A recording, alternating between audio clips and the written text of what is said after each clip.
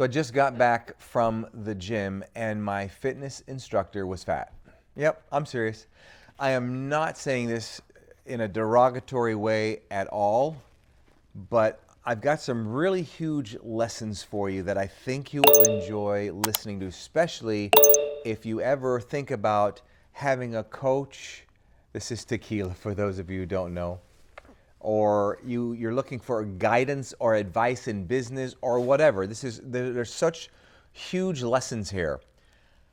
I have been working out very consistently for about a year and a half, except for 3 months. I literally popped. I heard them pop 2 tendons in my forearm here and took off a couple months. But anyway, so my next goal now is I want to get ripped. I want to get my six pack.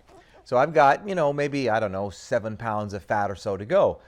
And the moral of this whole thing that I'm going to get to here with you is sometimes we're told don't go to this person for advice because this person hasn't achieved the success that you want to achieve. So who do you listen to? Who do you really go?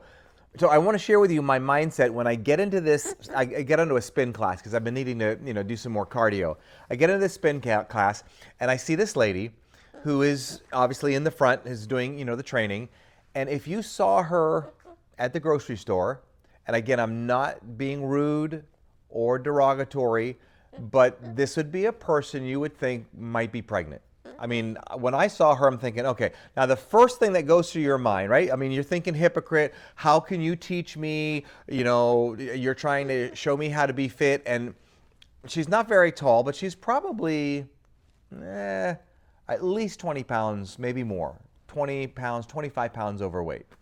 So here's my thought process. Number one, I did the spin class for 45 minutes. That woman could kick my butt all the way through that class.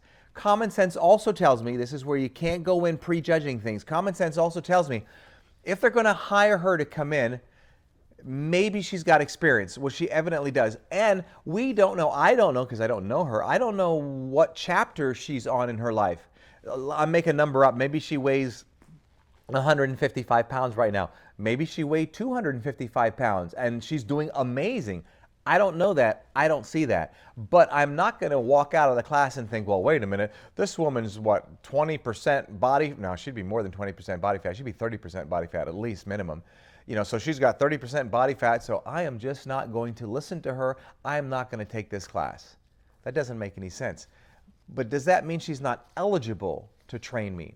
So now let's switch it over to business if you're an entrepreneur especially.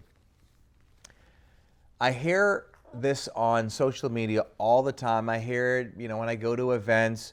You need to hire somebody who is at the level of life or wherever you want to be, that they're already there so they can show you how to get there. All right, let's look at this logically. There is some, I emphasize the word some, there is some truth to that. And there is some where there's no truth to that. Understand when somebody hits a specific goal financially, their value and beliefs may be totally different than you. For example, if you get 2 people, right? They have the exact same skills, 100% same skills. Let's say one person over here makes $1 million and this person over here makes $500,000. And in your mind, if you were to say, okay, I'm going to pick one of these people to learn how to be financially more successful, which one would we want to lean to pick? We'd want to lean to pick the person who's making the $1 million, not the person who's making the $500,000. But what we didn't say is they have the exact same skills, but this person is single. This person has different goals. This person is the person that you would consider a family man. This person works 80 hours a week, has the exact same skills as this person. This person has the exact same mindset, but he chooses to spend way more time with his family, his wife and kids. Would it be okay to take advice from this person because they're making less money? Absolutely. Here's the point. People have different values and beliefs, and just because they have different values and beliefs doesn't mean we should not listen to them. The most perfect example I give of this, I'm not a baseball fan, or it's not baseball, so there you go. I'm not a basketball fan. I'm not a big sports person. Phil Jackson, he was the basketball coach for, I think, the Bulls, right? Well, I did do some research, and he was a basketball player. He averaged 7 points a game. I may not know a lot about basketball, but I know 7 points a game is really not that much. Take a guess who was his superstar that he coached if you don't already know. A guy named Michael Jordan. So wait a minute now. Phil Jackson, who averages 7 points a game, is going to teach one of, if not the greatest basketball player in the world of all times. He's going to be his coach.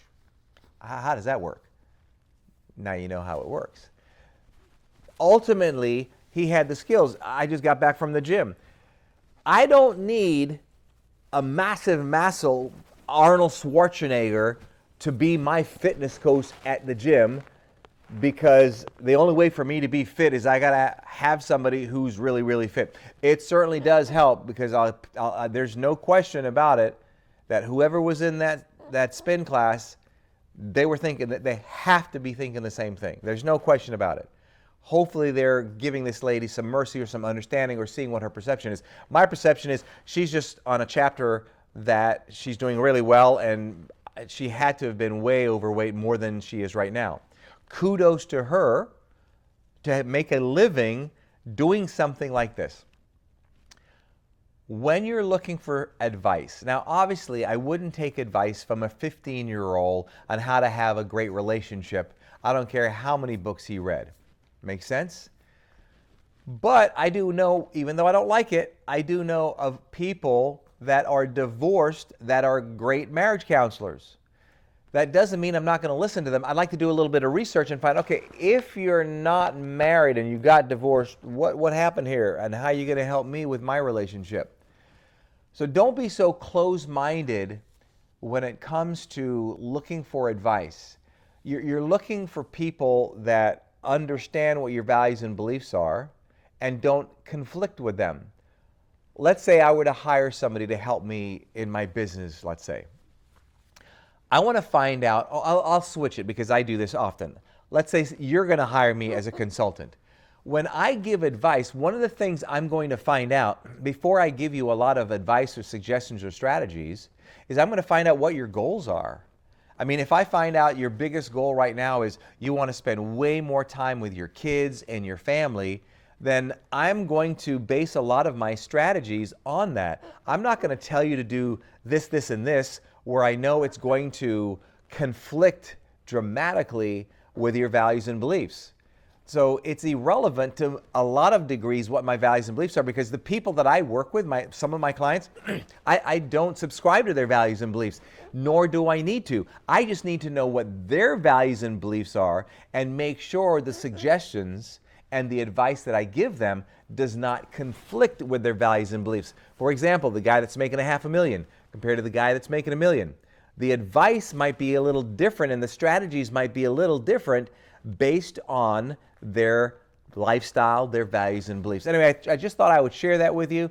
I noticed, for me, when I got into that class today, I had to make a quick mind shift, because the first thing I noticed that this lady is in a spin class teaching me, and she's a good 30 pounds overweight. So once I made the shift there, I said, wait a minute, Gary, look about Phil Jackson and so forth. Makes a lot of sense. So use what?